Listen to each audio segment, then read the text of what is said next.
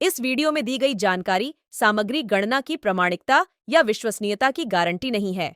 सूचना के विभिन्न माध्यमों, ज्योतिष, पंचांग, प्रवचनों, धार्मिक मान्यताओं, धार्मिक ग्रंथों आदि से संकलित करके यह सूचना आप तक प्रेषित की गई है। हमारा उद्देश्य सिर्फ सूचना पहुंचाना है। पाठक या उपयोगकर्ता इसे सूचना समझकर ही ले।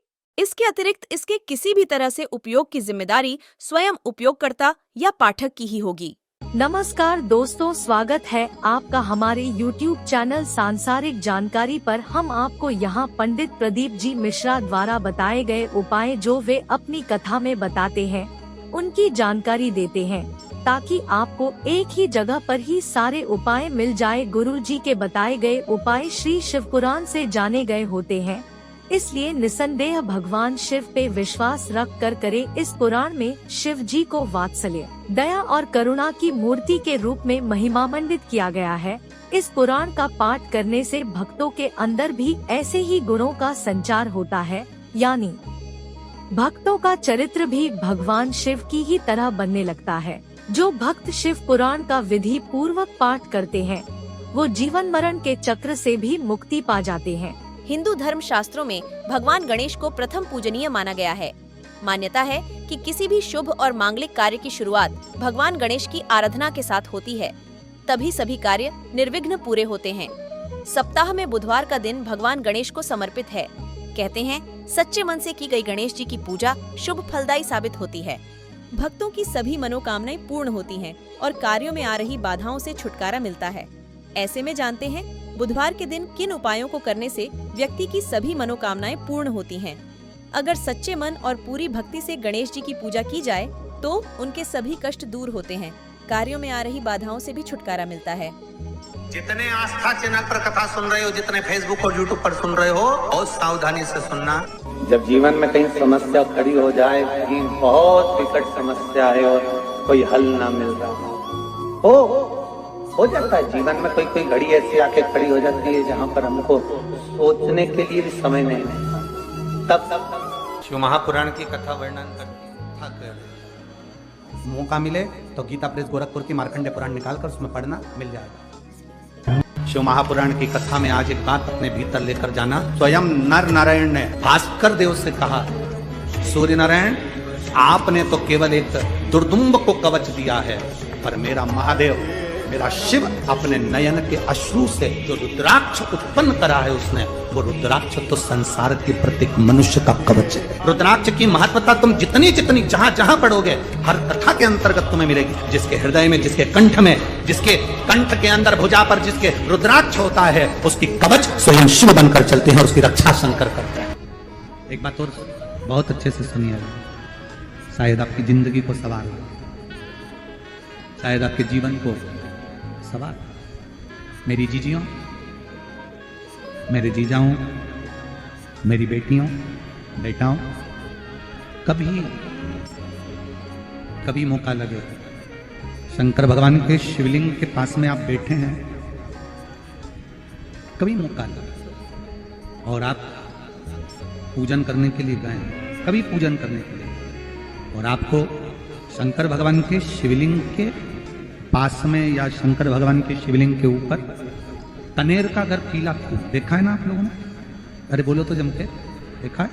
कनेर का यदि पीला फूल शिवलिंग के आसपास में या शंकर भगवान के ऊपर कहीं रखा हुआ भी दिख जाए, विषम परिस्थिति हो, बहुत हिम्मत ना हारते हो, कभी भगवान अकेले में एकांत में आप पहुंचे उनके पूजन के लिए, कनेर का पुष्प वहां रखा है, चाहे वो जलाधारी पर रखा हो, चाहे वो शिवलिंग के पास में रखा हो, शिवलिंग पर रखा हो, उस कनेर के पुष्प को अगर आप 5 जगह पर स्पर्श कराकर अपने हृदय की बात कहकर वापिस महादेव को समर्पित कर देते हो, तो भी मेरा महादेव तुम्हारे दुख का निवारण कर देगा। अब वो 5 स्थान, पहला गणेश जी का जो स्थान होता है वह जगह, दूसरा षडानंद कार्तिक, तीसरा अशोक सुंदरी वाला स्थान, चौथा जलाधारी जो ऊपर से बूंद बूंद जल नीचे गिरा रही है, जया, विषहरा, श्यामली बारी, दौतली, देव, शंकर जी की 5 बेटियां हैं। और 5वें नंबर का है शंकर भगवान के, जो कैसे वर्णन किया जाए, त्रिशूल के 3 भाग होते हैं। करें दर्शन आप लोगों ने?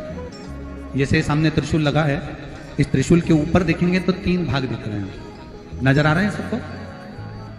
त्रिशूल का जो 3 भाग होता है, उस 3 भाग का जहां ज्वाइंट होता है, जहां मिलता है, एक जगह पर देखो तीनों भाग एक जगह पर मिले हुए, 3 भाग का जहां मिलन होता है, पंचम स्थान, ये 5वां स्थान, यहां पर स्पर्श कराकर शिवलिंग पर अपनी कामना कर कर श्री शिवाय नमस्तुभ्यम कहकर बाबा से अपने मन की बात कहकर जो समर्पित कर देता है, हम 3 महीना भी नहीं कहेंगे, हम तो कहेंगे अगर ज्यादा दुख है 3 दिन इंतजार करना, मेरा बाबा उस दुख को मिटाएगा।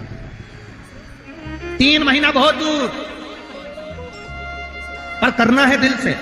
और ये नहीं कि आप जान करके पहले फूल रखिए आए और जान करके आपने काम किया, जान कर नहीं होता वो तो। कभी वहां पर अगर कनेर का पुष्प वहां मिल जाए, जान कर नहीं कि तुमने किसी का छोरा से कह दिया तू चढ़ा कर जा मैं आ जाऊंगी, ऐसा होता है ना कई बार, जिसको बहुत शौक होता है शुगुन कराने का कि गाय बछड़े को दूध पिला रही होगी तब हम यहाँ से निकलेंगे, कोई हंडा लेके जा रही होगी तब हम यहाँ से निकलेंगे। तो कई माताओं की आदत रहती है, अपने घर की माताओं से कह देती है हंडा लेके निकल जा, हंडा लेके निकल, शुगुन हो जाएगा। ऐसा नहीं, अचानक एकदम आप गए दर्शन करने के लिए, बाबा अकेले, मेरा शंभु, मेरा त्रिकालदर्शी, मेरा कैलाशी, मेरे शंकर अकेले,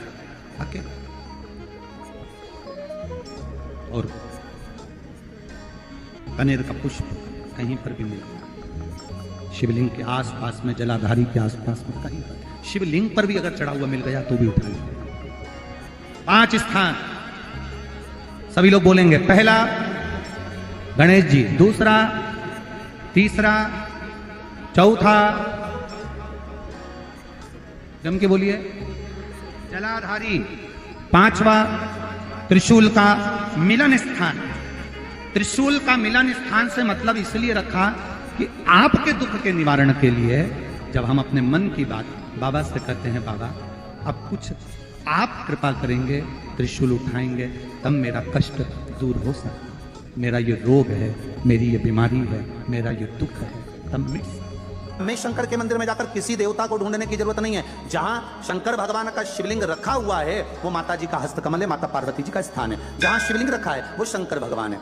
जहां जलाधारी है वो जलाधारी के पास में जहां पानी बहता है बीच में अशोक सुंदरी का स्थान है। जहां से पानी बह रहा है उसका राइट भाग वहां गणेश जी का स्थान है, लेफ्ट भाग कार्तिकेय जी का स्थान है। शंकर भगवान के ऊपर जो जल गिर रहा है वो शंकर भगवान की 5 लड़कियां, जया, विषहरा, श्यामली बारी, दौतली, देव, ये शंकर जी की 5 बेटियां ऊपर हैं। जहां से पानी बहकर उस निकासी से, जहां नाली बनी रहती है, पानी जहां से निकलकर बाहर मंदिर के जा रहा है वो 33 कोटि देवताओं का स्थान है। इसलिए सारे मंदिरों की परिक्रमा हो सकती है पर शंकर जी के मंदिर की परिक्रमा नहीं करते, क्योंकि वो जल जो जा रहा है वो 33 कोटि देवताओं का स्थान है, उसको हम लांग। आप किसी कार्य के लिए जा रहे हो और कार्य नहीं हो रहा, बहुत समय से लगे हो कि मेरा ये काम बहुत जरूरी है और होना चाहिए और नहीं हो रहा, बहुत प्रयास आपने कर लिया, तो जो हरी मूंग होती है ना, जिसकी मूंग की दाल जिसको बोलते हैं, हरा मूंग जो होता है, तो मूंग की जो दाल होती है या मूंग होता है, इस मूंग को पानी में गला दो और गलाने के बाद इस मूंग में एक बेलपत्र रख दो। सोमवार के दिन उसमें थोड़ा सा गुड़ डालकर किसी नंदी को, बेल को, किसी नंदीश्वर को, उस मूंग को अपनी कामना कर कर वो बेलपत्र और गुड़ के साथ उसको खिला दो, उस मूंग। महाराज फिर आप उस कार्य के लिए जाइए, आपका वो कार्य अटकेगा नहीं, सफल होगा ये पक्का। हम तो यहां तक कहते किसी अदालत में पेशी चल रही है, फाइल आगे ही नहीं बढ़ रही, तुम प्रयास कर रहे हो और वो फाइल आगे ही नहीं बढ़ रही, वहीं की वहीं अटकी हुई है। जब देखो जब जाओ तो पेशी नहीं मिले या नंबर ही नहीं आए, तो भी ये कर जाना, अगली बार फोन कर बताना कि आपको फायदा मिला कि नहीं। लक्ष्मी नहीं टिकती हो, पैसा घर में नहीं आता हो, बहुत चिंता लगी रहती हो, लक्ष्मी से जुड़ी हुई, व्यापार से जुड़ी हुई, पैसा आ ही नहीं गया, बहुत मेहनत कर रहे हो। सोमवार की सोमवार 5 सोमवार बेलपत्री के पेड़ के नीचे एक घी का दिया लगाना चालू कर दीजिए। शाम के समय थोड़ी सी मिट्टी बेलपत्री के पेड़ के नीचे की उठा कर लिया, घर के अंदर लाकर इतनी सी मिट्टी लाकर पटक दीजिए। 5 सोमवार करके देखो, छठे सोमवार पे करने की जरूरत नहीं पड़ेगी, व्यापार अपने आप बढ़ना चालू हो जाएगा। लक्ष्मी शाम के समय पर प्रतिदिन बेलपत्र के पेड़ के नीचे बुआरी लगाने निशान हो गए, बहुत थक गए उस काम के लिए, सबके हाथ भी जोड़ लिए, सबके पास होकर आ गए, पर वो काम बढ़ ही नहीं रहा। निवेदन है आपसे, 3 जगह पर अगर कोई बीमारी ऐसी हो गई कि वो समाप्त नहीं हो रही, बड़ी बड़ी तकलीफ, मतलब एक बार दवाई अगर चालू हो गई तो दवाई बंद ही नहीं हो रही है, तो उसके लिए आपको 3 जगह पर जल चढ़ाना प्रारंभ कर दो। मात्र 1 हफ्ते से ज्यादा चढ़ाना भी नहीं पड़ेगा। एक बात और अच्छे से समझ लीजिए, जो बच्चे चिड़चिड़े होते हैं, चाहे घर में बेटे हों, बहुएं हों, सास हो, ससुर हो, परिवार में छोटे छोटे बच्चे हों, चिड़चिड़ प्रवृत्ति करते हों या चिड़चिड़ा स्वभाव हो, जरा जरा सी बात में क्रोध आ जाता हो, बोलने का भान नहीं रह पाता हो, शब्दों के बाण चलते हो, तो महाराज शंकर भगवान पे चढ़ा हुआ जल जो बहकर जाता है उसको 3 जगह पर जरूर लगाना चाहिए। ध्यान से सुनिएगा। 9 ग्रह जो शरीर पर राहु, केतु, मंगल, बुध, शनि परेशान करते हैं, उसकी समाप्ति के लिए शिव पर चढ़ा हुआ जल नैनों पर, कंठ पर, मस्तिष्क पर, 3 जगह पर जिसके प्रतिदिन शिव पर चढ़ा हुआ जल लगता है उसको कभी नवग्रह परेशान नहीं। जैसे 1 हफ्ते आप टेबलेट लेते हो, गोली लेते हो, 1 हफ्ते चढ़ाना प्रारंभ कर दो। सबसे पहले बेलपत्री के पेड़ के नीचे क्या करना है, जल का पात्र लेना है, उसमें 2 दाने चावल के डालना, 2 दाने अक्षत के डालिए। पहले बेलपत्री के पेड़ के नीचे जाओ, वहां जल चढ़ाओ, फिर जाइए पीपल के वृक्ष के नीचे, वहां जल चढ़ाइए, आखिरी में या तो शमी के नीचे या फिर आंवले के नीचे, इन दोनों में से कोई एक वृक्ष जिसके नीचे। पर 1 हफ्ते अगर आपने आंवले में चढ़ाया है तो आंवले में ही चढ़ाना, शमी में चढ़ाया है तो शमी में चढ़ाना, ये बदल के मत चढ़ाना कि आज मैं शमी में चढ़ा देती हूँ, कल आंवले में चढ़ा दूंगी, ऐसा नहीं। बेलपत्री के पेड़ के नीचे एक जो पत्ता आपके पास में हो, पान का मिल जाए तो पान का, पीपल का मिल जाए तो पीपल का, बेलपत्र का मिल जाए तो बेलपत्र का, उस पत्ते पर मात्र थोड़ा सा शहद और 7 दाने चावल के रखकर घी का दिया लगा दो महाराज, और थोड़ा सा जल हाथ की अंजलि में लेकर भगवान देवाधिदेव महादेव का स्मरण कर कि इस बेलपत्री के वृक्ष के नीचे माता लक्ष्मी, पार्वती, सरस्वती विराजमान है। इसी बेलपत्री के पेड़ के नीचे मेरे देवाधिदेव महादेव का 12 ज्योतिर्लिंग का स्वरूप प्रकट है, उनका स्मरण कर जल चढ़ा दीजिए। और उसका स्मरण कर लो जो चिड़चिड़ प्रवृत्ति करता, क्रोध करता, जिसको बोलने का भान नहीं होता हो, सम्मान नहीं देता हो, अपशब्द कहते हो, उनका स्मरण कर आप छोड़ेंगे।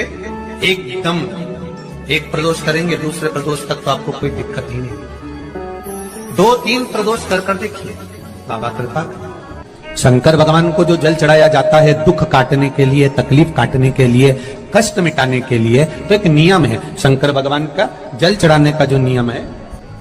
दुख बढ़ गया, आप शंकर भगवान के मंदिर में जाकर जब धीरे धीरे शिव जी पर जल चढ़ाएं, उसके बाद में आप अपने मन की कामना जब जल चढ़ाते जाएं, बाबा से कहते जाएं, बाबा रोज कामना कहने की जरूरत नहीं है, एक बार आप कामना करो और उसके बाद जल चढ़ाना प्रारंभ करो। और उसको कहना जरूर, तेरे दरबार से कोई खाली नहीं गया मेरे शंभू, मैं नहीं जानती, मैं तो इतना जानती हूँ कि कंकर शंकर है और तू सुनता जरूर है। ब्रह्मा ब्रह्म लोक में है, भगवान विष्णु वैकुंठ लोक में है, पर मृत्यु लोक में मेरा देवाधिदेव महादेव है, मेरी सुनेगा जरूर। और बाबा से विनय कर आप आइए।